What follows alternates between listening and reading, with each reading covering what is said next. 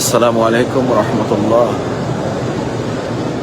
প্রিয় ফিলিস্তিন, প্রিয় গাজা, আমার ভাই বোনেরা,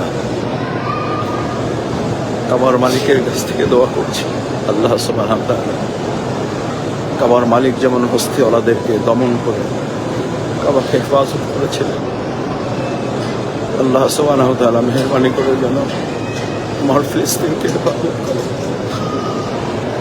আমার গাজাকে হেফাজত করে, আমার ভাই বোনদেরকে হেফাজত করে।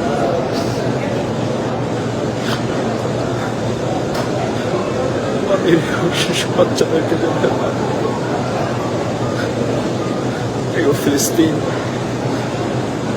আমরা কাবার এই চত্বরে আছি, আমাদের শরীরটা এখানে পড়ে আছে, আমাদের হৃদয়টা তোমাদের সাথে আছে। আমরা আসবো, আমরা হয় তোমাদের সাথে গাজী হবো, আমরা হয় তোমাদের সাথে শহীদের কাতারে মিলিত হবো ইনশাআল্লাহ।